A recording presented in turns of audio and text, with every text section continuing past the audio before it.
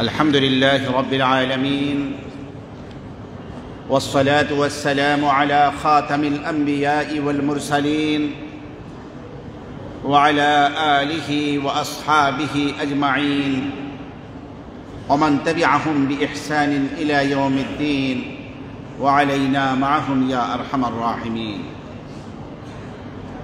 أما بعد، قال الله سبحانه وتعالى: قل إن صلاتي ونسكي ومحياي ومماتي لله رب العالمين لا شريك له وبذلك أمرت وأنا أول المسلمين. وقال تعالى: بسم الله الرحمن الرحيم إنا أعطيناك الكوثر فصل لربك وانحر إن شانئك هو الأبتر. وقال تعالى: لن ينال الله لحومها ولا دماؤها ولكن يناله التقوى منكم كذلك سخرها لكم لتكبروا الله على ما هداكم وبشر المحسنين. صدق الله العظيم وصدق رسوله النبي الكريم ونحن على ذلك من الشاهدين والشاكرين والحمد لله رب العالمين. سبحانك لا علم لنا إلا ما علمتنا إنك أنت العليم الحكيم. اللهم صل على محمد وعلى آل محمد كما صليت وسلمت وباركت على إبراهيم وعلى آل إبراهيم إنك حميد مجيد. اللهم بارك على محمد وعلى آل محمد كما باركت على إبراهيم وعلى آل إبراهيم إنك حميد مجيد.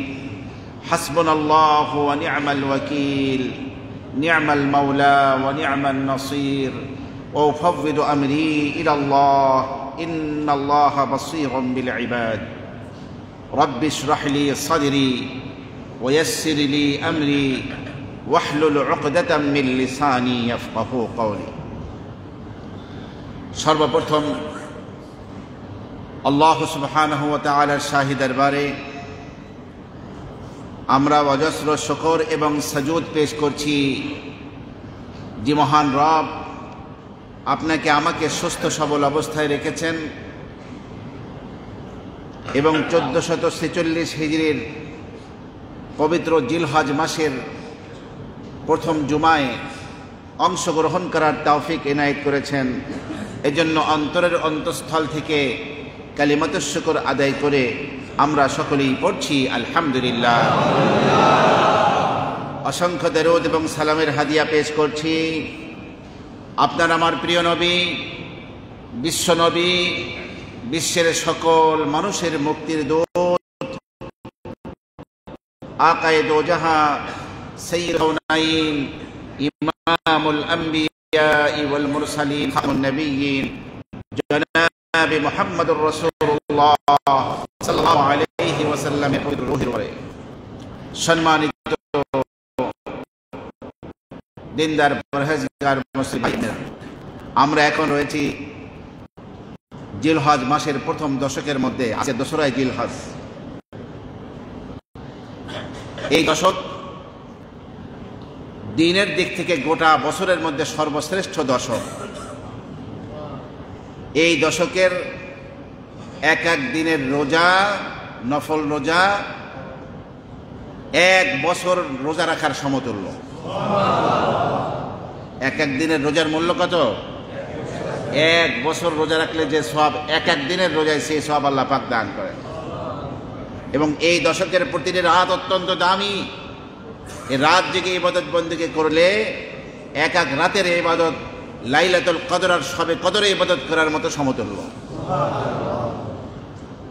বিশেষ করে আরাফার দিন, যেই দিন হাজী সাহেবানরা আরাফার ময়দানে অবস্থান করেন হজের সবচেয়ে গুরুত্বপূর্ণ রোকন পালনের জন্য, ওকুফে আরাফা, আরাফায় অবস্থান করেন।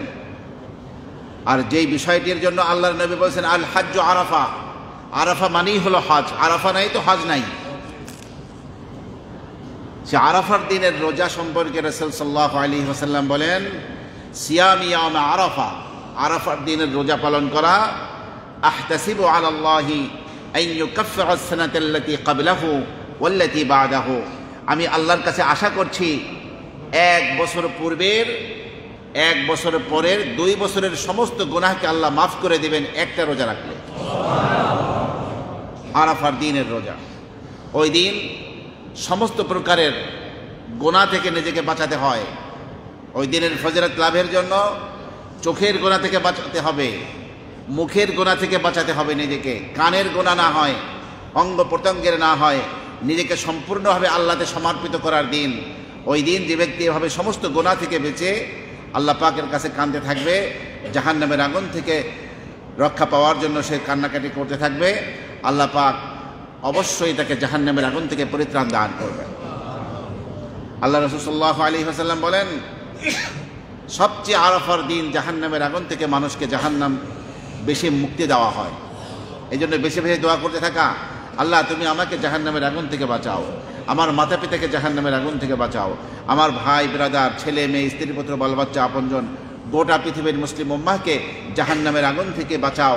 এই মর্মে আরাফার দিন সারাদিন কান্নাকাটি করে আল্লাহর কাছে দোয়া করা উচিত।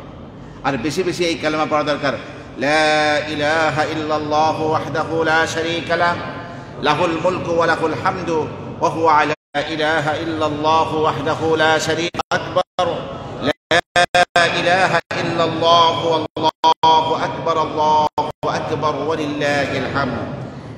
অনেকবার ঘন ঘন না পড়ে ধীরে ধীরে একবার পড়ার দাম বেশি। আল্লাহু আকবার, আল্লাহু আকবার, লা ইলাহা ইল্লাল্লাহু, আল্লাহু আকবার, আল্লাহু আকবার ওয়া লিল্লাহিল হামদ। আমার প্রিয় ভাইরা, আসুন, আমাদের সামনে পবিত্র কোরবানির ঈদ, কোরবানির মৌসুম শুরু হয়ে গিয়েছে। ইনশাআল্লাহ আল্লাহ তৌফিক দিলে 7ই জুন, আগামীকাল যে শনিবার, তারপরের শনিবার ইনশাআল্লাহ বাংলাদেশে ঈদ উদযাপিত হবে।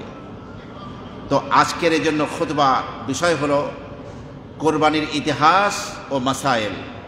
ওমা তৌফিকি ইল্লা বিল্লাহ, আলাইহি তাওয়াক্কালতু ওয়া ইলাইহি উনীব। আমার প্রিয় ভাইরা, আমরা যে শব্দটি শুনি কোরবানি, এই কোরবানি শব্দটার ব্যাখ্যা কি? কোরবানি শব্দটি আরবি কুরবন, নৈকট্য, এই শব্দ থেকে এসেছে। এর অর্থ হলো নৈকট্য লাভ করা, নিকটতর হওয়া, কারো কাছে যাওয়া।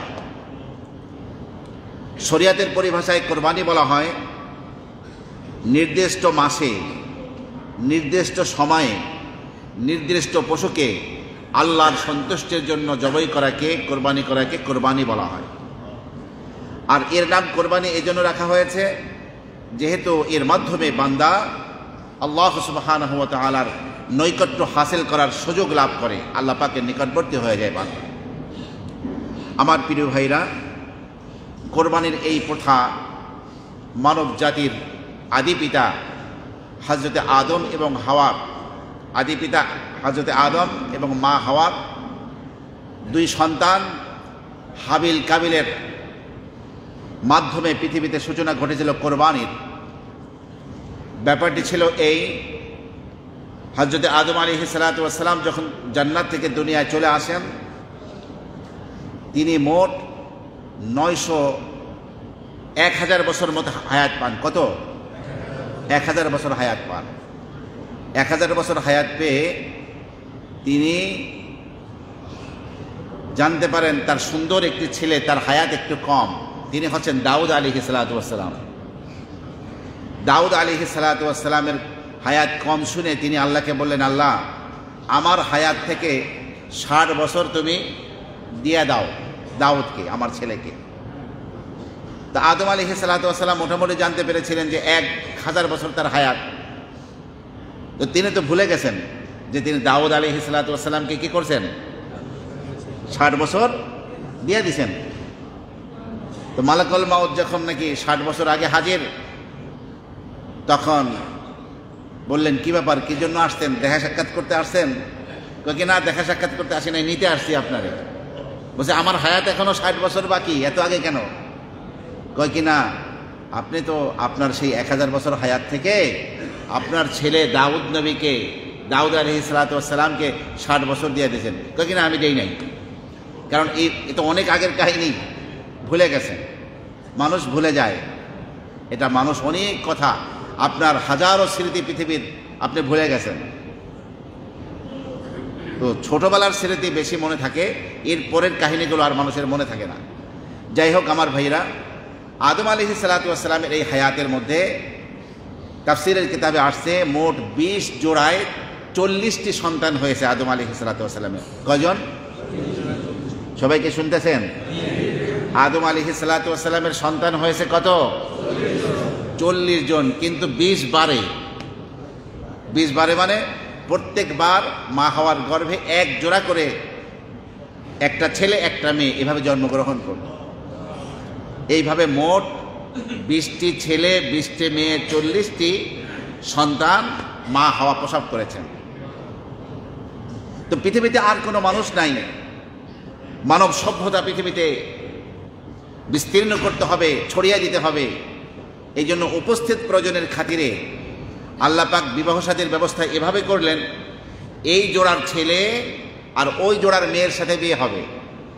একই জোড়ার ভাই বোন তারা সহোদর ভাই বোন হিসাবে চিহ্নিত হবে, তাদের মধ্যে বিবাহ শাদী জায়েজ নাই। এই জোড়ার ছেলে আর ওই জোড়ার মেয়ে কি হবে? বিয়ে হবে। তখন উপস্থিত প্রয়োজনের খাতিরে এই সিস্টেম করা হয়েছিল, শরীয়ত প্রণেতা এই সিদ্ধান্ত দিয়েছিলেন। কিন্তু ঘটনাক্রমে আপনারা হাবিল কাবিলের নাম শুনেছেন না? কাবিল হলো বড় আর হাবিল হলো ছোট। তো কাবিলের জোড়ায় কাবিলের সাথে তার সহোদরা বোনটি ভূমিষ্ঠ হলো, জন্মগ্রহণ করলো, তার মা হাওয়া প্রসব করলেন। তার নাম ছিল আকলিমা। কি নাম ছিল? তাফসীরকারকরা তার নাম লিখেছেন আকলিমা, পরমা সুন্দরী তিনি ছিলেন। ঘটনাক্রমে হাবিলের সাথে জন্মগ্রহণ করা বোনটি তাফসীরকারকে তার নামও লিখেছেন লিউজা। এই জন্য অনেক মেয়ের নাম লিজা রাখে, লিজা। আসলে লিউজা, এই লিউজা অপেক্ষাকৃত আকলিমার চেয়ে সুন্দরী কম ছিল। যখন বিবাহ শাদীর বয়স উপনীত হলো, এখন বিবাহের ব্যাপারে হযরত আদম আলাইহিস সালাতু ওয়াস সালাম সিদ্ধান্ত দিলেন শরীয়তের বিধান অনুযায়ী যে হাবিল আকলিমাকে বিবাহ করবে আর কাবিল বিবাহ করবে লিউজাকে। আকলিমা আপনার কাবিল লিউজাকে কেন করবে? সে হাবিলের সহোদরা। এই সিদ্ধান্ত যখন দিলেন, শয়তান কিন্তু সেই জান্নাত থেকে আদম আলাইহিস সালাতু ওয়াস সালামের কারণে জান্নাত থেকে বিতাড়িত হয়েছে। এই জন্য শয়তান তো ঘোষণা দিয়ে আসছিল যে কিয়ামত পর্যন্ত আমি আদম সন্তানের রগরসায় ঢুকে তাদেরকে কি করব?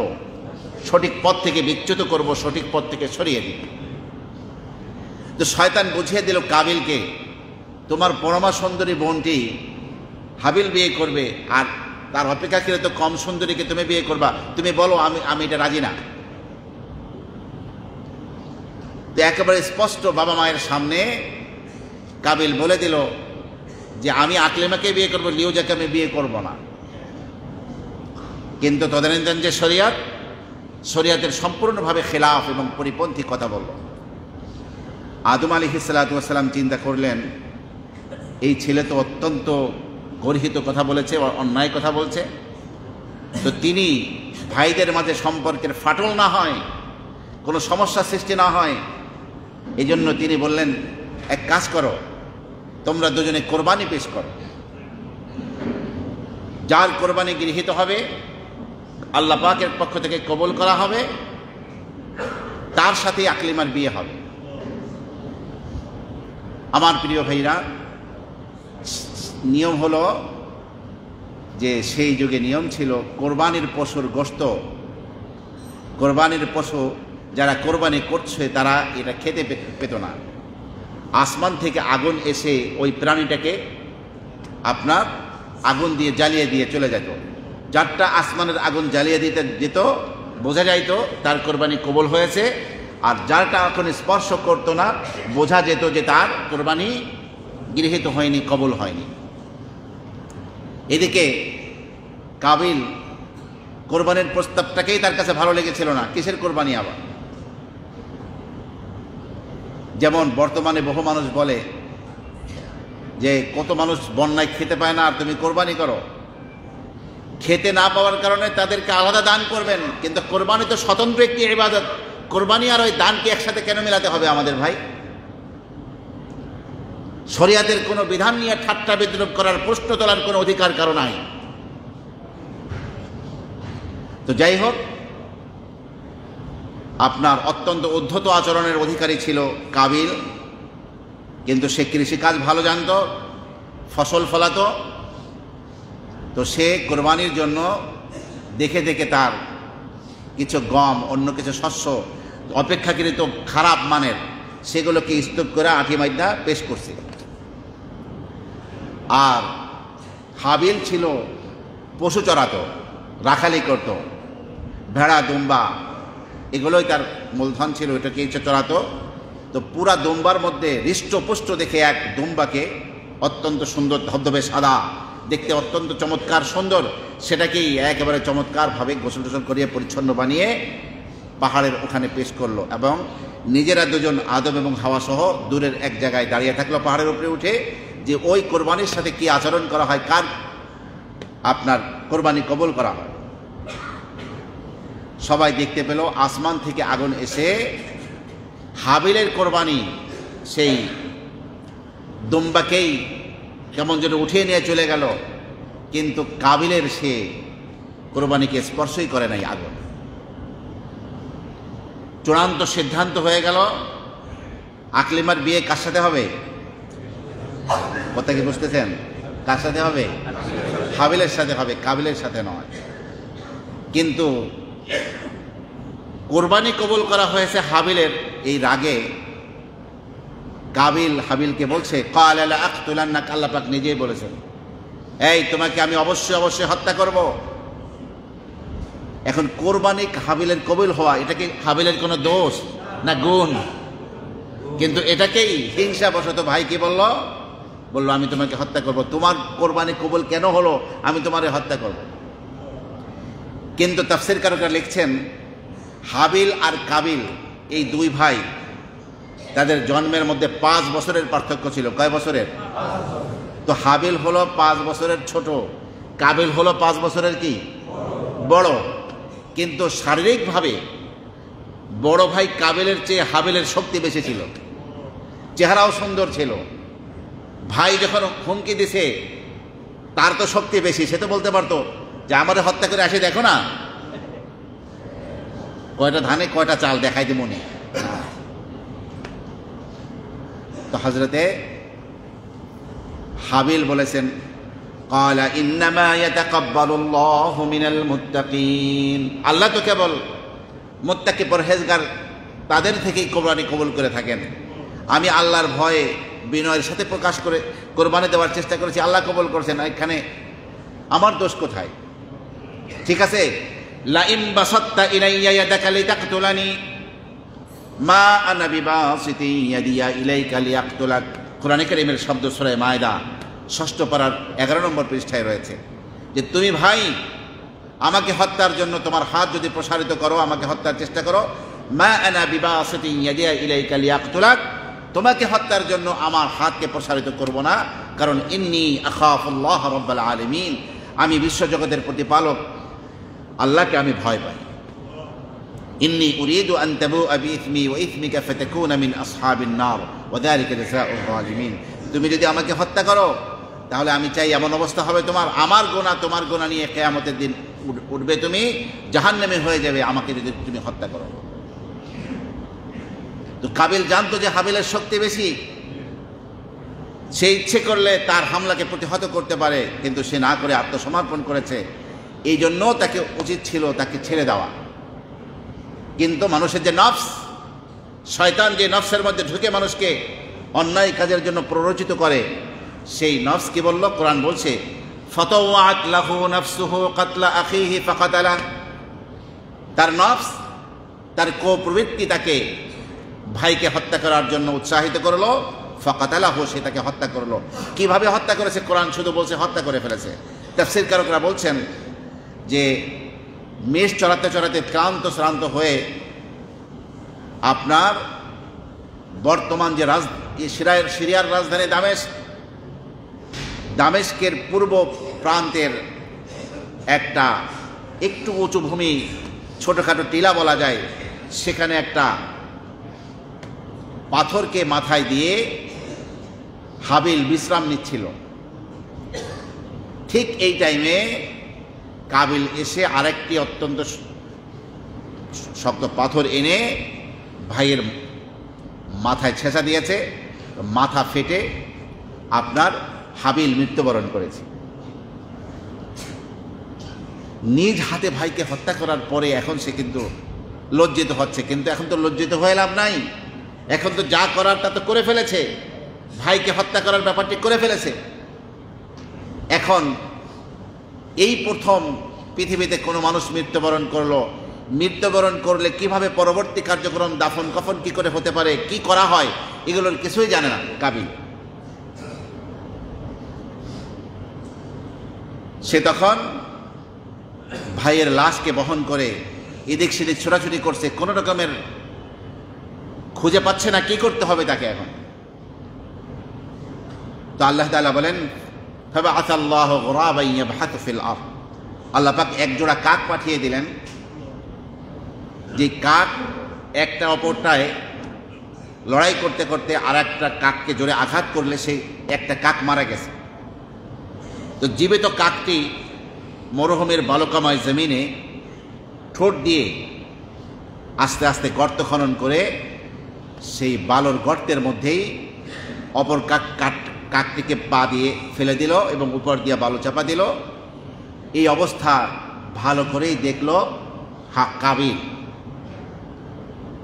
তখন সে বলল, ইয়া ওয়াইলাতা আ'জাজতু আন আকুনা মিথলা হাদাল গুরাব ফাওয়ারিয়া সাওআতা আখি, হায় আমি কি আমার ভাইয়ের লাশকে কিভাবে দাফন কাফন করব তাও কি আমি বুঝি না, কাকের চেয়ে দুর্বল হয়ে গেলাম।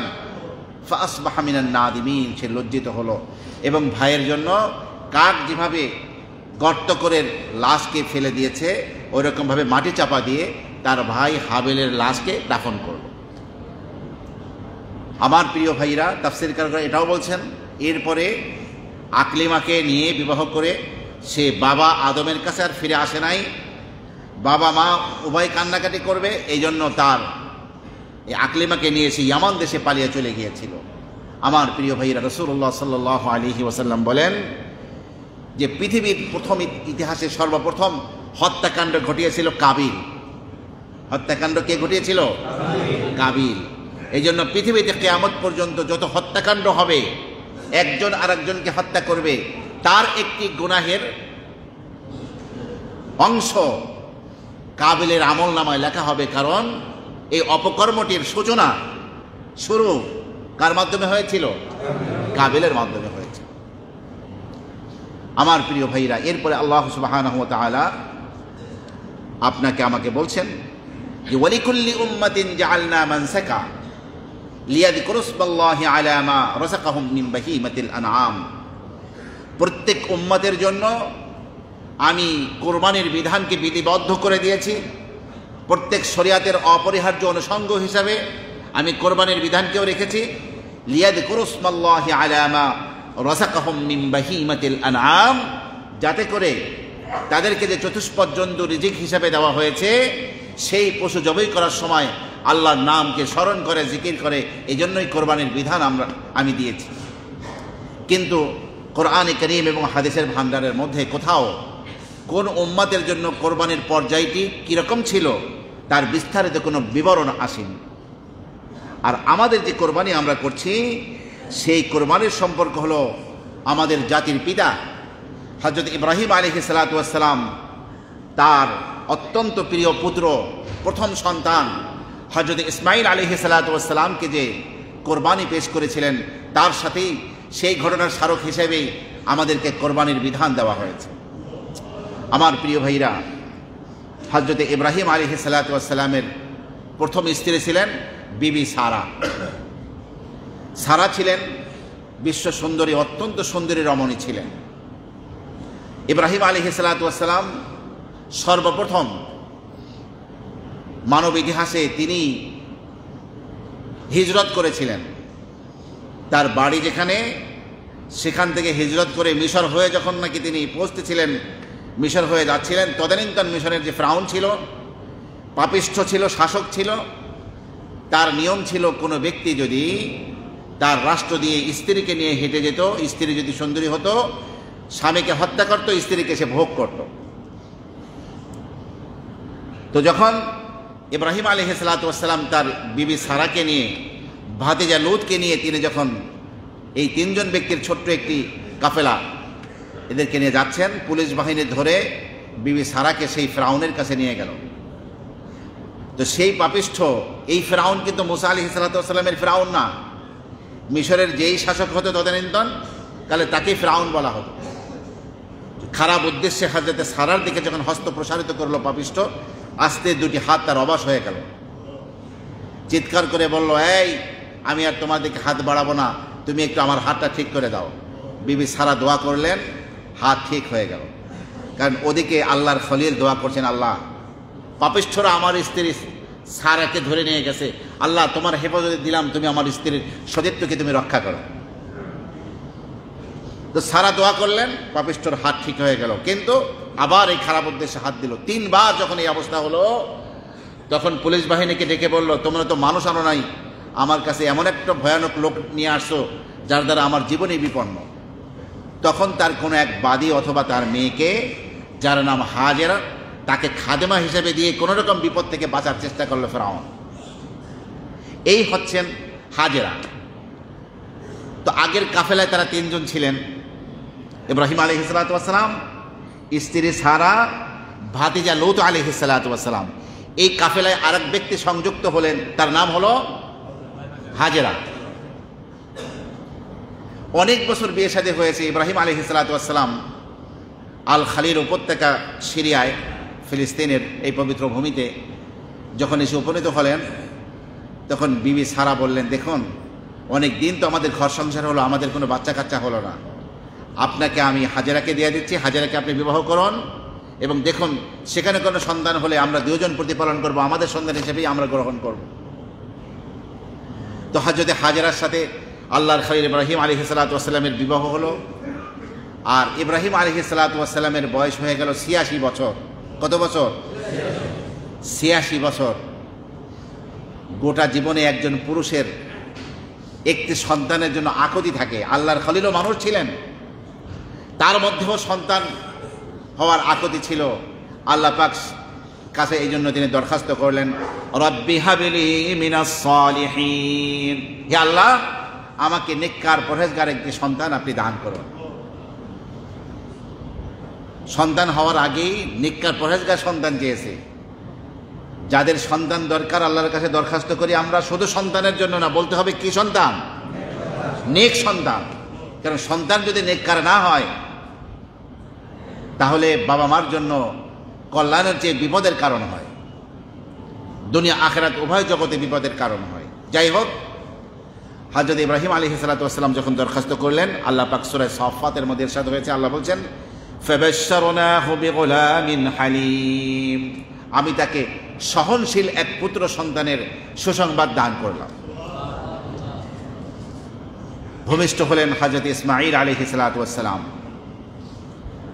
তো সন্তান ভূমিষ্ঠ হওয়ার আগ পর্যন্ত হযরত বিবি সারার মধ্যে এক অবস্থা ছিল। সন্তান প্রসব হওয়ার পরে এখন এই সন্তানকে নিয়ে হযরত ইব্রাহিম আলাইহিসসালাম খুব আদর সোহাগ করেন, এবং যে এই সন্তান যে স্ত্রীর গর্ভে ভূমিষ্ঠ হয়েছে, জন্মগ্রহণ করছে, তাকেও ভালোবাসা মায়ের বন্ধন দিচ্ছেন। তো নারী হিসেবে তার দিলের মধ্যে কিছু অবস্থা তৈরি হলো। আল্লাহ পাক তখন ইব্রাহিম আলাইহিসসালামের চোখ থেকে দূরে সরে যাওয়ার নির্দেশ দিয়ে আল্লাহ পাক তার খলিলকে বললেন, হে আমার খলিল, আপনি এই সন্তানকে, আপনার সন্তানকে মরু বিয়াবানে রেখে আসুন। হযরত জিবরিল আলাইহিসসালাম আপনার সাথে ছিলেন, বুরাকের পৃষ্ঠে আরোহণ করেছিলেন আল্লাহর খলিল। আমার প্রিয় ভাইরা, বুরাকের পৃষ্ঠে সওয়ার হয়ে বিবি সারাকে নিয়ে, বিবি হাজেরাকে নিয়ে শিশুপুত্র ইসমাইলকে নিয়ে মায়ের কোলে ছিল, তিনি চলছেন, বারবার যে এলাকা দিয়ে বুরাক যাচ্ছে, বারবার জিবরিল আলাইহিস সালাতু ওয়াস সালামের চেহারার দিকে আল্লাহর খলিল তাকাচ্ছেন। যখন ওই সিরিয়ার ওই ভূমি থেকে মদিনা মুনাওয়ারার পাশ দিয়ে এই কাফেলা অতিক্রম করছিল, মদিনার খরজুর বিথি চমৎকার সুন্দর একটি জায়গা দেখে ইব্রাহিম আলাইহিস সালাতু ওয়াস সালাম হযরত জিবরিলের চেহারার দিকে তাকিয়ে জিজ্ঞাসা করলেন, আল্লাহ পাক কি এখানে রাখার নির্দেশ করেছেন? জিবরিল বললেন, না, আরও সামনে। এরকম করতে করতে যেখানে আজকে বাইতুল্লাহ কাবা শরীফ, তার পাশে মরবিয়াবান, সেখানে কোনো লোক নাই, উষর মরুভূমি। এখানে যখন পৌঁছলেন, জিবরিল ফেরেশতার চেহারার দিকে তাকিয়ে জিজ্ঞাসা করলেন, তাহলে কি এই জায়গায়? জিবরিল বললেন, হ্যাঁ। সেখানে স্ত্রী হাজেরা শিশুপুত্র ইসমাইলকে রাখলেন। একটা ঝুড়ির মধ্যে কিছু খেজুর আর কিছু পানি আর একটা ছাপড়ার মতো ঘর করে দিয়েছিলেন। সেখানেই হযরত সারা এবং তার শিশুপুত্র ইসমাইলকে নিয়ে থাকবে। মক্কা মুকাররমার তাপমাত্রা আমাদের 40 ডিগ্রি তাপমাত্রা হলেই আমাদের অবস্থা কি হয়, আর মক্কা মুকাররমার তাপমাত্রা কখনো কখনো 50-51 হয়ে যায় তাপমাত্রা। সেই উত্তপ্ত সূর্যের দেশে পানি নাই, লোক নাই, জন নাই, কিছু নাই। এই অবস্থায় ওখানে রেখে আল্লাহর খলিল আবার আল্লাহ পাকের নির্দেশে সিরিয়ায় ফিরে যাবেন। ওই সময়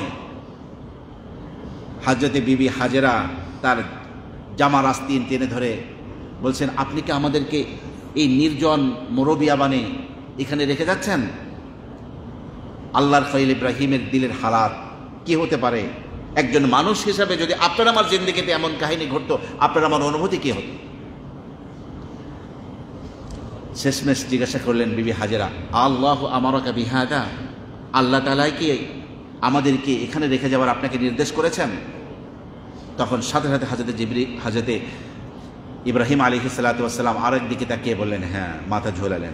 সাথে সাথে স্বামীর জামার আঁচল ছেড়ে দিয়ে হযরতে হাজেরা যে কথাটি বলেছিলেন, ইদান লা ইউদাইয়ুনা, যখন আল্লাহ পাকের নির্দেশে আপনি এই বিজন মরুপ্রান্তরে আমাদেরকে রেখে যাচ্ছেন, আল্লাহ আমাদেরকে ধ্বংস করবেন না, আল্লাহ একটা ব্যবস্থা করবেনই আমাদের জন্য। যে ব্যক্তি যার জোড়া থাকে, আল্লাহ পাক সেই যোগ্য ব্যক্তিকে তার কাছে পৌঁছায়। আমার প্রিয় ভাইরা, এই জন্য কেউ যদি নিষ্কলুষ স্ত্রী পেতে চায়, নিজের চরিত্রকে নিষ্কলুষ রাখতে হবে। নিজে একেবারে খারাপ হয়ে সে রাবিয়া বসরের মতো মেয়ে স্ত্রী হিসেবে যাবে, এটা হবে না। যাই হোক, বারবার ইব্রাহিম আলাইহিস সালাতু ওয়াস সালাম সামনের দিকে যাচ্ছিলেন, পিছনে ফিরে স্ত্রী এবং বাচ্চার দিকে তাকাচ্ছিলেন। যখন আর বাচ্চাকে স্ত্রীকে দেখা যায় না, পাহাড় আড়াল হয়ে গিয়েছে, ওই পারে পৌঁছলেন, তখন তিনি একটা দোয়া করেছিলেন। আল্লাহ তাআলা তার খলিলের দোয়ার প্রতিটি শব্দ, প্রতিটি অক্ষরকে আল্লাহ পাক কবুল করেছিলেন। সূরা ইব্রাহিমের মধ্যে 13 পারায় সেই দোয়াটি আছে, রব্বানা ইন্নী আসকানতু মিন যুররিয়্যাতি বিওয়াদিন গায়রি যী সার'ইন ইনদা বাইতিকাল মুহাররাম রব্বানা লিয়ুকিমুস সালাহ ফাজআল আফইদাতাম মিনান নাসি তাহভি ইলাইহিম ওয়ারযুকহুম মিনাথ থামারাতি লাআল্লাহুম ইয়াশকুরুন। আল্লাহর খলিলের প্রতিটি দোয়ার শব্দ কবুল হয়েছে। তারা এমন এক জায়গায় আছে যে জায়গায় কেউ নাই। আল্লাহ মানুষের দিলকে উৎসাহিত করে দাও যেন এখানে এসে তাদের আশপাশে বসতি করে, এবং সেই মক্কায় কোনো ফল ফ্রুট হয় না, তরি তরকারি খাদ্য খাবার হয় না। ওয়ারযুকহুম মিনাথ থামারাত, আল্লাহ তাদেরকে ফলমূল খেতে দাও, রিজিক দাও ফলমূল হিসেবে। আল্লাহ তাআলা জিবরিল আমিনকে বললেন, জিবরিল, আমার খলিল আমার হুকুম পালনের পরে আমার কাছে যে দরখাস্ত করেছে, আমি দরখাস্ত কবুল করলাম। সিরিয়ার একটা জমিনকে কাঁধে করে এনে বাইতুল্লাহ তওয়াফ করো, এবং বাইতুল্লাহ থেকে 60 মাইল দূরে এক জায়গায় রেখে দাও। সেই জনপদের নাম হলো তায়েফ। তায়েফ শব্দের অর্থ হলো তওয়াফকারী। কেমন যেন ওই জমিনটাই বাইতুল্লাহ তওয়াফ করছে। এই মক্কার অদূরে রাখা হয়েছে কেন? যাতে করে তায়েফ থেকে নিয়মিত ফল ফ্রুট খাদ্য খাবার মক্কার জমিনে পৌঁছে যায়। আর মক্কা মুকাররমায় নিজের জমিনে কিছু না হলেও কোরআন কারীমের আরেক আয়াতে আল্লাহ বলছেন, ইউজবা ইলাইহি থামারাতু কুল্লি শাই, সারা পৃথিবীর ফল ফ্রুট, সারা পৃথিবীর খাদ্য খাবার, সারা পৃথিবীর সৃষ্ট জিনিসগুলোকে মক্কার বাজারে টেনে আনা হয়। আমার প্রিয় ভাইরা, যারা মক্কা মুকাররমায় বারবার গিয়েছেন তারা দেখবেন বাংলাদেশের বাজারে যে ইলিশ মাছটা পাওয়া যায়, তার চেয়ে সবচেয়ে বড় ইলিশটা মক্কার বাজারে পাওয়া যায়। করল্লা ভাজি খাইতে মনে চায়, করল্লা উপস্থিত, বাংলাদেশের শ্রেষ্ঠ করল্লাটা সেখানে। কদু শাক খেতে মনে চায়, ওইটা আছে, লাল শাক আছে, আপনি যা কি চান ভালোটাই ওখানে পাওয়া যায়। কারণ এটা শুধু বাংলাদেশের শ্রেষ্ঠ খাবার নয়, গোটা বিশ্বের শ্রেষ্ঠ খাবারগুলো মক্কার বাজারে সব পাওয়া যায়। কারণ দোয়াটা কার? কথা কয় না আল্লাহর বান্দা। আল্লাহর খলিল ইব্রাহিম দোয়া করেছিলেন মক্কাওয়ালাদের জন্য, এই জন্য সেই ব্যবস্থা আল্লাহ পাক করে রেখেছেন। আল্লাহ পাকের নির্দেশে স্ত্রী এবং বাচ্চাকে রেখে এসে মাঝে মাঝে বুরাকের পৃষ্ঠে সওয়ার হয়ে হযরতে সিরিয়ার জমিন থেকে এত দূরের পথ থেকে বারবার এসে স্ত্রী এবং বাচ্চাকে তিনি দেখে যান। এবার আল্লাহ পাকের নির্দেশ হলো আপনি আসুন। মক্কা মুকাররমে আসলেন আল্লাহর খলিল। এবার এতটুকুন বড় হয়েছে হযরতে ইসমাইল। কোরআনে কারীমের শব্দ হলো ফালাম্মা বালাগা মাআহুস সাইয়া, যখন বাবার সাথে চলতে পারে, বাবার সহযোগিতা করতে পারে এমন বয়সে উপনীত হয়েছে। তাফসীর কারকরা এর কথা বলছেন যে তখন হযরত ইসমাইলের বয়স এখন 13 বছর। কত বছর? 13 বছর। এখনো প্রাপ্তবয়স্ক হননি তিনি। অত্যন্ত নবীদের চেহারা জন্মগতভাবে অত্যন্ত সুন্দর থাকে। নবীদের আখলাক গোটা পৃথিবীর মানুষ সারা জীবন চেষ্টা সাধনা করে আখলাকের যে জগতে পৌঁছতে না পারে, এক একজন নবী জন্মগতভাবে তার চেয়ে শ্রেষ্ঠ চরিত্র মাধুরী নিয়ে এক একজন নবী জন্মগ্রহণ করতেন। তো হযরতে ইব্রাহিম আলাইহিস সালাতু ওয়াস সালামের পুত্র ইসমাইল সেই চরিত্র মাধুরী নিয়েই বাইতুল্লাহর পরশে তিনি বড় হয়ে উঠলেন। আমার প্রিয় ভাইরা, আজকে যে আমরা আধুনিক এই যে এখন আমরা জমজমের পানি খাচ্ছি, সেটাও হযরত ইসমাইল আলাইহিস সালামের পায়ের কাছ থেকে উদ্ভূত হয়েছিল। এই শিশুপুত্র রেখে আল্লাহর খলিল চলে গেলেন। পানি শেষ, বাচ্চা বারবার ছটফট করতেছে। মা হাজেরা এই শিশু বাচ্চার চেহারার দিকে তাকাচ্ছেন, নিজের বুকে এক ফোঁটা দুধ নাই, নিজে পানি পান করতে পারছেন না, তীব্র গরম। তো ভাবলেন ওই সাফা পাহাড়ের উপর থেকে একটু পানির চিকচিক ভাব দেখা যায়, ওখানে কোনো পানির ইন্তজাম হলো কিনা, যদি একটু পানি পাই আমি পান করবো, বাচ্চার মুখে পানি তুলে দেবো, বাচ্চাও বাঁচবে আমিও বাঁচবো। পাগলের মতো ছুটলেন সাফা পাহাড়ে, কিন্তু সেখানে দেখলেন মরিচিকা, কোনো পানি নাই। সূর্যের আলোতে, আপনার বালুতে সূর্যের আলো লাগলে চিকচিক করে সেই পানি মনে হয়, কিন্তু ওখান থেকে দাঁড়িয়ে মারওয়া পাহাড়ের দিকে তাকিয়ে দেখছেন যে ওখানে বোধহয় পানি আছে, ওখানের বালুগুলো চিকচিক করছে। সেখানে দৌড়াচ্ছেন, কিন্তু সেখানে গিয়ে দেখেন পানি নাই। আবার সেখানে গিয়ে সাফা পাহাড়ের উপরে পানির মনে হলো। এইবার আল্লাহর এই বান্দি, আল্লাহর এই পাগলি 7 বার দৌড়াদৌড়ি করলেন, আর প্রত্যেকবার আবার উঁকি মেরে দেখেন আমার বাচ্চাটাকে আবার বাঘে ভাল্লুকে নিয়ে গেল কিনা, বারবার তাকাচ্ছেন। পরিশেষে মারওয়ায় যখন তার 7 বার দৌড়াদৌড়ি শেষ হলো, মনে হলো যেন যে শিশু বাচ্চার পায়ের কাছ থেকে কোনো পানির ব্যবস্থা হয়ে গেছে। কাছে এসে দেখেন যে যেখানে কোনো পানির নাম গন্ধ ছিল না, বুদবুদ করে পানির একটা ঝর্ণাধারা আল্লাহ পাক সৃষ্টি করে দিয়েছেন, পানি উঠতেছে। অঞ্জলি ভরে প্রাণ ভরে তিনি পানি পান করলেন, শিশু বাচ্চাকে পানি পান করালেন, বুকের মধ্যে দুধ চলে আসলো, বাচ্চাকে দুধ দিলেন। কিন্তু পানি তো এভাবে গপ গপ করে নিচ থেকে আসতেছে। তখন তিনি চতুর্পাশ থেকে যে বাদ দিলেন, সেটাই হলো জমজম কূপ। গোটা পৃথিবীর মধ্যে মানবতার জন্য এর চেয়ে শ্রেষ্ঠ কোনো উপহার নেই, যে পানি আল্লাহ পাক অফুরন্ত এক সাগর মহাসাগর তৈরি করেছেন। গোটা পৃথিবীর হাজী সাহেবানরা ড্রাম ভরে পানি নিচ্ছেন, পেট ভরে পানি পান করছেন, কিন্তু ওই ঝর্ণার পানি কখনো শেষ হয় না। শুধু তাই নয়, সেখানে ময়লা আবর্জনা ফেলতে গেলে এই কুয়া ময়লা আবর্জনাকে গ্রহণ করে না, দূরে উড়িয়ে নিয়ে চলে যায়। আমার প্রিয় ভাইরা, আজকে যদি এই পানির ব্যবস্থা না হতো, হাজী সাহেবানরা যে কষ্ট কেলেস করেন, বাইতুল্লাহ তওয়াফ করে যে কষ্ট হয়, সাফা মারওয়া সাই করে যে কষ্ট হয়, প্রচণ্ড পানির পিপাসা লাগে, বাস 1 গ্লাস আপনার জমজম পানি পান করলেই এই যে কষ্ট হলো ওই ক্লান্তি দূর হয়ে যায়। আর জমজমের পানি নিয়ে আলাদা একটা খুতবাই আমাদের রয়েছে, ইনশাল্লাহ আল্লাহ পাক তৌফিক দিলে পরবর্তীতে আলোচনা করা যাবে, সেদিকে আর যাব না। তো জমজমের পানির ব্যবস্থা হয়ে গেল। আল্লাহর খলিল ইব্রাহিম যখন ছেলের বয়স 13 বছর, তখন তিনি যখন আসলেন, এইবার এক তো অগ্নি পরীক্ষা গিয়েছে, 86 বছর বয়সে পাওয়া বাচ্চাকে স্ত্রীকে সহ দূরে রেখে আসার নির্দেশ। আজকে তার থেকে বড় নির্দেশনা বারবার আল্লাহ পাক স্বপ্নে দেখাচ্ছেন যে ইব্রাহিম, তুমি তোমার সবচেয়ে প্রিয় বস্তুকে তুমি কোরবানি করো।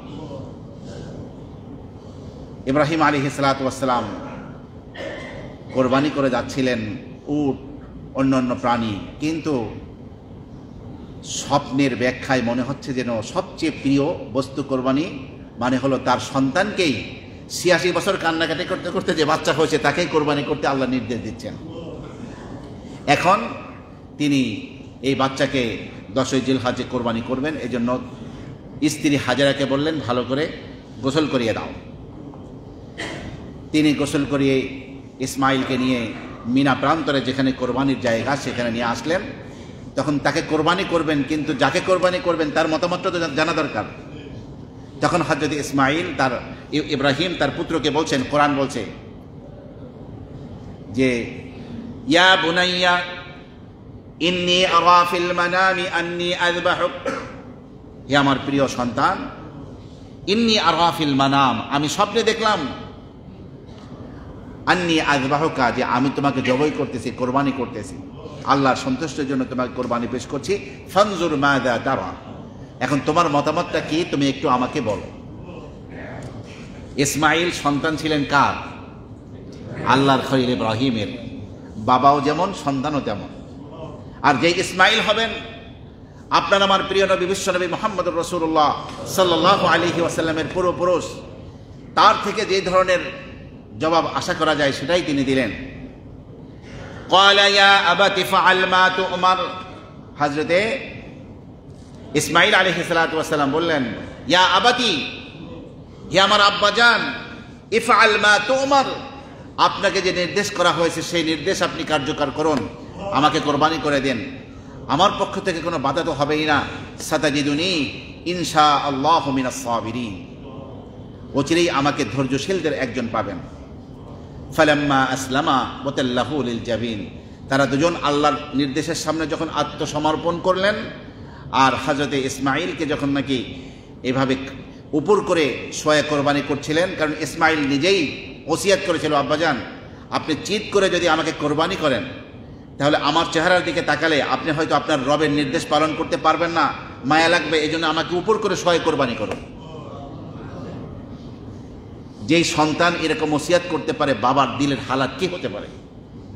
তাফসীর কারকরা বলছেন হযরত ইসমাইলের 2-3টি ওসিয়াত ছিল যে আব্বা এই জামা কাপড়গুলো আম্মাকে নিয়ে দেবেন, আম্মা সান্ত্বনা পাবেন, এবং এভাবে করে কোরবানি করবেন, ছুরিকে ধার করে নেবেন যাতে করে আমার কষ্ট না হয়, আর আমার হাত পাও ভালো করে বেঁধে নেবেন যাতে করে যখন আমি জবাই হয়ে যাব তখন আমাকে যখন জবাই করবেন তখন রূহ বের হওয়ার যে কষ্ট, এই জন্য হাত পা ছোটাছুটি করে আপনার কষ্ট হবে, এই জন্য হাত পাও বেঁধে নেবেন। হযরত ইব্রাহিম খালিল ছেলের কপাল দিয়ে চুমল দিয়ে বলছেন, আমার রবের নির্দেশ পালনে তুমি কত চমৎকার সন্তান আমার, একথা বলে ছেলেকে বেঁধে ফেললেন এবং উপর করে তাকে কোরবানি করার জন্য অত্যন্ত ধারালো ছুরি তিনি গলায় চালায় দিচ্ছেন। ঠিক সেই সময় আল্লাহ সুবহানাহু ওয়া তাআলা হযরত জিবরিল আলাইহিস সালাতু ওয়াস সালামকে বললেন, জিবরিল, ওই যে হাবিল কোরবানি পেশ করেছিল সাদা দুম্বা, আগুন থেকে উঠিয়ে নিয়ে এই প্রাণীকে আল্লাহ পাক বেহেশতের মধ্যে লালন পালন করেছিলেন। জিবরিল আলাইহিস সালাতু ওয়াস সালামকে বললেন, আমার খলিল ইব্রাহিম টের পেতে না পারে, সে তো চক্ষু বন্ধ করে কোরবানি করছে, তুমি ইব্রাহিমের ছুরির নিচ থেকে ইসমাইলকে সরিয়ে দিয়ে ওখানেই দুম্বাকে ফিট করে দাও। আল্লাহর ফেরেশতা জিবরিল এই কার্যক্রমগুলো করতেও তো সময় লাগবে, এই জন্য তার আগেই আবার ইসমাইল জবাই হয়ে না যায়, এই জন্য তিনি ওখান থেকে আওয়াজ দিলেন, আল্লাহু আকবার, আল্লাহু আকবার। আজকে যে আমরা তাকবীর ধ্বনি দিচ্ছি সে আওয়াজে দিলেন কোত্থেকে বসে? জান্নাতে বসেই আল্লাহু আকবার, আল্লাহু আকবার। কিন্তু সেই আওয়াজ হযরত ইব্রাহিম খলিল টের পেয়েছেন। ইতিমধ্যে হযরতে ইব্রাহিমের শরীর নিচ থেকে ইসমাইলকে সরিয়ে দিয়ে সেখানে দুম্বা যখন ফিট করে দেওয়া হলো, তখন অবস্থা বুঝতে পেরে হযরতে ইব্রাহিম আলাইহিস সালাতু ওয়াস সালাম বললেন, আল্লাহ আল্লাহ লা ইলাহা ইল্লাল্লাহু ওয়াল্লাহু আকবার। কি বললেন? কার কতটুকু শব্দ মনে রাখেন? জিবরিল বললেন আল্লাহু আকবার, আল্লাহু আকবার, আর ইব্রাহিম খলিল বললেন লা ইলাহা ইল্লাল্লাহু ওয়াল্লাহু আকবার। তো হযরত ইসমাইল দূরে নয়, তাকে সরিয়ে দিয়ে তিনি চক্ষু বন্ধ করে কোরবানি পেশ করছেন, হযরত ইসমাইল বলেন আল্লাহু আকবার ওয়ালিল্লাহিল হামদ। তাহলে যেই তাকবীর ধ্বনি আইয়ামে তাশরিকে 9 জিলহজ ফজর থেকে 13 জিলহজ আসর পর্যন্ত 23 ওয়াক্ত নামাজের পরে এই তাকবীর আমরা দেই, সেই তাকবীরটি হলো দুজন আল্লাহর নবী এবং আল্লাহ পাকের সর্বশ্রেষ্ঠ ফেরেশতার তাকবীর, তিনজনের মিলে তাকবীর। আল্লাহু আকবার, আল্লাহু আকবার, লা ইলাহা ইল্লাল্লাহ, আল্লাহু আকবার ওয়ালিল্লাহিল হামদ। আমার প্রিয় ভাইরা, 9 তারিখ ফজর থেকে 13 জিলহজ আসর পর্যন্ত মোট 23 ওয়াক্ত নামাজের পরে একবার ফরজ নামাজের পরে এটা নারী পুরুষ সবার জন্যই পাঠ করা ওয়াজিব। পুরুষরা জোর আওয়াজে পড়বে আর নারীরা আস্তে আওয়াজে পড়বে, কিন্তু এই তাকবীর ধ্বনি সবাইকেই দিতে হবে। আল্লাহ রাব্বুল আলামিন বলেন ওয়ানাদাইনাহু আইয়া ইব্রাহিম, আমি ডাক দিয়ে বললাম হে ইব্রাহিম, কদ সাদ্দাকতার রুইয়া, তুমি স্বপ্নকে বাস্তবায়ন করে দেখিয়েছো। ইন্না কাযালিকা নাজজিল মুহসিনিন, সৎকর্মশীলদেরকে আমি আল্লাহ এভাবেই পুরস্কৃত করি। এরপরে আল্লাহ বলেন ওয়াফাদাইনাহু বিযিবহিন আযীম, এক মহা কুরবানির জন্তুকে আমি ইসমাইলের পরিবর্তে তার ফিদিয়া হিসেবে আমি দান করলাম। তাফসীরকাররা বলছেন যে এই দুম্বার শিং যেখানে বাইতুল্লাহ শরীফে বৃষ্টি হলে যেখান থেকে আপনার পানিটা পড়ে, একটা নালা আছে যেন পরনালা, যেন আপনার মিজাবে রহমতের পরনালা বলা হয়, ওইখানে সেই দুম্বার শিং আপনার বহুকাল পর্যন্ত ছিল, নষ্ট হয়নি। এরপরে পরবর্তী এক সময় এখান থেকে অপসারণ করা হয়েছে। আমার প্রিয় ভাইরা, আল্লাহ রাব্বুল আলামিন সেই ইব্রাহিম আলাইহিস সালাতু ওয়াস সালামের সেই ঐতিহাসিক কোরবানির স্মারক হিসেবে আমাদের উপরে আল্লাহ সুবহানাহু ওয়া তাআলা এই কোরবানিকে ওয়াজিব করেছেন। এখন খুবই সংক্ষিপ্তভাবে কয়েকটি মাসআলা এবং বিস্তারিত মাসআলা আল্লাহ পাক তৌফিক দান করলে কোরবানির ঈদের আগের দিন ইনশাআল্লাহ আমরা আলোচনা করব। আজকে আমরা কোরবানির প্রাথমিক কয়েকটি কথা বলি, যাতে করে কোরবানির পশু কেনা অন্যান্য কাজ আমাদের জন্য সহজতর হয়। এখন কোরবানি কার উপরে ওয়াজিব? প্রাপ্তবয়স্ক সুস্থ মস্তিষ্ক সম্পন্ন যে নরনারীর কাছে 10ই জিলহজ যেদিন কোরবানির দিন, সেই 10ই জিলহজ সুবে সাদেক থেকে শুরু করে 12ই জিলহজ সূর্যাস্ত পর্যন্ত যার কাছে নেশাব পরিমাণ, প্রয়োজনের চেয়ে অতিরিক্ত যে সম্পদ, এই সম্পদ যার কাছে এই 3 দিন থাকবে তার উপর কোরবানি করা ওয়াজিব। নিসাব তো সবাই আমরা জানি, যাকাত দিয়েছে রমজান মাসে 7.5 ভরি সোনা অথবা 52.5 তোলা রূপা বা এর মূল্য যার কাছে থাকে প্রয়োজনের অতিরিক্ত, তার উপরেই আপনার কোরবানি ওয়াজিব। তবে যাকাতের ক্ষেত্রে এই সম্পদ 1 বছর কাল তার কাছে স্থায়ী থাকতে হয়, কিন্তু কোরবানির ক্ষেত্রে শুধুমাত্র এই 10ই জিলহজ সুবে সাদেক থেকে শুরু করে 12ই জিলহজ সূর্যাস্ত পর্যন্ত এই পরিমাণ টাকা পয়সা থাকলে তার উপরে কোরবানি করা ওয়াজিব। এবং নাবালেগ, পাগল এবং মুসাফিরের উপরে কোরবানি ওয়াজিব নয়। শিশু বাচ্চার সম্পদ আছে, তার উপরে কোরবানি ওয়াজিব না। এইভাবে পাগল যে, তার উপরে কোরবানি ওয়াজিব না।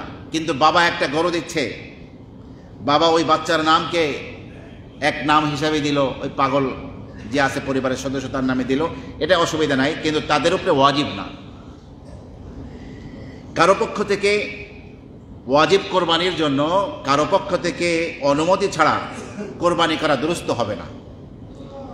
কারো ওয়াজিব কোরবানি আপনি আদায় করছেন, আপনি তাকে টেলিফোনে কথা বলেন, তার টাকা আপনি দিলেন, কিন্তু তার পক্ষ থেকে টেলিফোনে কথা বলেন আর যে কোনোভাবে কথা বলেন, আপনি তার সাথে কথা বলে নেবেন, তার অনুমতি ছাড়া তার ওয়াজিব কোরবানি আপনি দিবেন আর তার জিম্মা থেকে ওয়াজিব ছুটে যাবে, ওয়াজিব শেষ হয়ে যাবে, এটা হবে না। ওয়াজিব কোরবানির জন্য যার পক্ষ থেকে কোরবানি করা হচ্ছে তার পূর্বানুমতি লাগবে। বরং যদি এইভাবে কেউ কোনো গরুর মধ্যে একটি নাম ওয়াজিব কোরবানিওয়ালার কোরবানি দিচ্ছে, তাহলে বাকি 6 জনের কোরবানিও নষ্ট হয়ে যাবে। এই জন্য এই ব্যাপারে খুব সতর্ক থাকতে হবে। এখন হজ করতে গিয়ে তামাত্তু হজ যারা করেন, তামাত্তু হজ মানে হজ 3 প্রকার: হজে ইফরাদ, হজে কিরান, হজে তামাত্তু। তামাত্তু হজ যারা করেন তারা উমরা পালন করার পরে হালাল হয়ে যান, স্বাভাবিক পোশাক আশাক পরেন, আবার যে হোটেলে আসেন বা বাইতুল্লাহ শরীফ সেখান থেকে হজের নিয়াত করে মিনায় চলে যান, সেখান থেকে আরাফায় যান, মুজদালিফা আসেন, আবার মিনায় থাকেন। এই যে তারা যে উপভোগ করলেন, হালাল হয়ে গেলেন, আবার স্বাভাবিক জীবন পেলেন, এই জন্য তাদেরকে একটা মানে কোরবানি পেশ করতে হয় তামাত্তু হজের কারণে। তো এটা হলো হজের কোরবানি। কেউ যদি মক্কা মুকাররমায় গিয়ে মুকিম হয়ে যান, 15 দিনের বেশি থাকলেই তো মুকিম হয়ে যায়, তার জন্য কিন্তু আলাদা স্বতন্ত্রভাবে একটা কোরবানি ওয়াজিব হবে। হজের কোরবানি দিয়ে তার ওই মুকিম হিসাবে যে আলাদা কোরবানি ওয়াজিব হয়েছে সেটা আদায় হবে না। কথা কি বুঝতে পেরেছেন? মানে হজের সময় মক্কা মুকাররমায় মুকিম হলে স্বতন্ত্র আরেকটি কোরবানি ওয়াজিব। সেক্ষেত্রে হজের কোরবানি একটা দিতে পারেন, আবার ওই কোরবানি আরেকটা দিতে পারেন। এমনকি যদি বাংলাদেশেও দেন সেটাও অসুবিধা নেই। কোরবানির দিবসগুলোতে কোনো সম্পদশালী শিশু বালেগ হলে অথবা কোনো কাফের মুসলমান হলে তার উপর কোরবানি করা ওয়াজিব। নিসাব পরিমাণ অলংকার বা সম্পদের মালিক মহিলার উপরেও কোরবানি ওয়াজিব। স্বামীর দেয়া কোরবানিতে তার ওয়াজিব আদায় হবে না। স্বামী কোরবানি করছে বলে আপনি অলংকারের মালিক, আপনার যেমন কোরবানি করতে হবে না এটা মনে করা যাবে না, আপনাকে কোরবানি করতে হবে। হ্যাঁ, যদি আপনাকে স্বামী বলে তোমার তো একটা ওয়াজিব হয়েছে, আমি তো গরু কোরবানি দিচ্ছি, এক নাম তোমার নামে দিয়ে দেই, তাহলে তার পক্ষ থেকে ওয়াজিব আদায় হয়ে যাবে। কিন্তু শুধু স্বামী একটা নাম দিচ্ছে অথবা স্বামী কোরবানি করছে, স্ত্রী মনে করছে আমার পক্ষ থেকে আদায় হয়ে যাবে, ব্যাপারটি এমন নয়। এটা যেমন স্বামীর উপরে ফরজ ওয়াজিব, এটা স্ত্রীর উপরেও কি ওয়াজিব। কোনো মালদার, আপনার যে মালদার নয়, যার টাকা পয়সা নাই, কোরবানি ওয়াজিব হওয়া পর্যন্ত পরিমাণ সম্পদ তার কাছে নাই, কিন্তু এই কোরবানির মৌসুম আল্লাহ পাকের প্রিয় বান্দারা সকলে কোরবানি করছেন, আর আমি এই দরিদ্র হওয়ার কারণে কোরবানি করব না, অনেক কষ্ট কেরেস করে একটা কোরবানি দিলেন, তো ওয়াজিব যদি নাও হয়ে থাকে তাও যদি তিনি কোরবানি করেন তাহলে অশেষ সওয়াব তিনি পাবেন এবং কোরবানিও তার পক্ষ থেকে কবুল হয়ে যাবে। মুসাফিরের উপরে কোরবানি করা ওয়াজিব নয়। এই 3 দিন হলো কোরবানি, 10ই জিলহজ, 11ই জিলহজ, 12ই জিলহজ। এর মধ্যে সবচেয়ে উত্তম হলো প্রথম দিন কোরবানি করা, এরপরে উত্তম হলো দ্বিতীয় দিন 11ই জিলহজ কোরবানি করা, এরপরে উত্তম হলো 12ই জিলহজ কোরবানি করা। তবে ঈদের নামাজের আগে কোরবানি করা দুরুস্ত নয়। 12ই জিলহজ সূর্যাস্তের পূর্বেই কোরবানি দুরুস্ত। 12ই জিলহজ সূর্যাস্ত হয়ে গেলে আর কোনো কোরবানি বিষয় নেই। এখন গরু, মহিষ, এগুলোর জন্য কী কী কোরবানি করা যায়? গৃহপালিত পশু, আপনার বন্য প্রাণীর মধ্যে হালাল প্রাণী আছে, হরিণ হালাল প্রাণী, বন্য গরু আছে, নীল গাভী আছে, এই ধরনের হালাল প্রাণী যেগুলো আছে সেগুলো হবে না। গৃহপালিত যে উট, মহিষ, ভেড়া, দুম্বা, ছাগল, উট, এইগুলোই হলো কোরবানি দেওয়া যায়। তার মধ্যে আপনার গরু এবং মহিষের ক্ষেত্রে 2 বছর বয়স হতে হবে। দাঁত ওঠা আবশ্যক না, আমরা তো সাধারণত দাঁত দেখি, বয়সটা নিশ্চিত করার জন্য হয়তো দাঁত দেখি, কিন্তু দাঁত ওঠা অপরিহার্য না, বছর 2টা হওয়া অপরিহার্য। কথা কি বুঝতে পেরেছেন? বছর 2টা হওয়া অপরিহার্য গরু এবং মহিষের ক্ষেত্রে। ছাগল, বেড়া, দুম্বা এগুলো সব 1 বছর, এবং উটের জন্য 5 বছর বয়স হতে হবে। তবে দুম্বার ক্ষেত্রে এতটুকু তাফসীর মানে ফুকাহা ইকরাম লিখেছেন, দুম্বা অনেক সময় অল্প বয়সে হৃষ্টপুষ্ট হয়ে যায়। কোনো 6 মাসের দুম্বা যদি 1 বছরের বাচ্চাদের মাঝে হৃষ্টপুষ্ট বাচ্চাকে মধ্যে ছেড়ে দেওয়া হয়, কোনটা 6 মাসের কোনটা 1 বছর নির্ণয় করা কঠিন হয়ে যায় যদি হয়, তাহলে ওই 6 মাসের দুম্বাও কোরবানির জন্য সহি হয়ে যাবে। তো আমরা উট, মহিষ এবং গরু, এই 3 প্রাণীর মধ্যে 1 থেকে 7 জন পর্যন্ত শরীক হওয়া যাবে। 1 থেকে কয়জন? 7 জন। এবং প্রত্যেকের সম্পদ হালাল হতে হবে। এই জন্য আপনি যাদের সাথে ভাগিদার হয়ে কোরবানি দিবেন তাদের উপার্জন কেমন সেটা নিশ্চিত না হয়ে আপনি তাদের সাথে ভাগিদার হবেন না। কারণ এই 7 জন ভাগিদারের একজনের যদিও অর্থ হালাল না হয়, হারাম হয়, বাকি 6 জনের কোরবানি নষ্ট হয়ে যাবে। কারণ পশু তো একটা, পশু কয়টা? পশু তো একটা, এই জন্য বাকিদের কোরবানি নষ্ট হয়ে যাবে। এই কথাগুলো অত্যন্ত সতর্কতার সাথে লক্ষ্য রাখতে হবে। এবং কোনো ভাগ যেন 7 ভাগের 1 ভাগ কম না হয়। মনে করুন একজনের টাকা পয়সা কম, সে কোরবানি দিল 1 ভাগ, 7 ভাগের 1 ভাগ করে আরেকজনের সাথে চুক্তি করছে, ওই 1 ভাগ আর তুই আমি ভাগ করে নি, মনে তুই 20,000 টাকা হয়েছে, তুই 10,000 দিস, আমি 10,000 দিই, তাহলে কি হয়ে গেল? ওই 1 ভাগ 7 ভাগের চেয়ে কি হয়ে গেল? কম হয়ে গেল। এই জন্য এই কাজ করা যাবে না। 7 ভাগের 1 ভাগের কম এই 3টি প্রাণীর মধ্যে হতে পারবে না।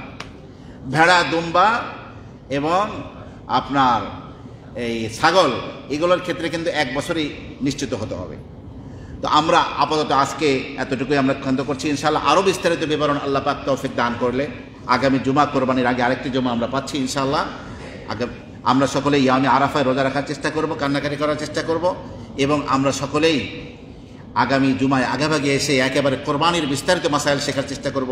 আল্লাহ সুবহানাহু ওয়া তাআলা তার ফজল করমে আমাদের সকলকে যেইভাবে কোরবানি করলে তিনি খুশি হন সেইভাবে গোটা পৃথিবীর মুসলিম উম্মাহকে কোরবানি পেশ করার তৌফিক আল্লাহ পাক দান করুন। চিৎকার করে বলেন আমিন। আমাদেরকেও আল্লাহ পাক সেই তৌফিক দান করুন। আরেকবার বলেন আমিন। ওয়া আখিরু দাওয়ানা আনিল হামদুলিল্লাহি রাব্বিল আলামিন।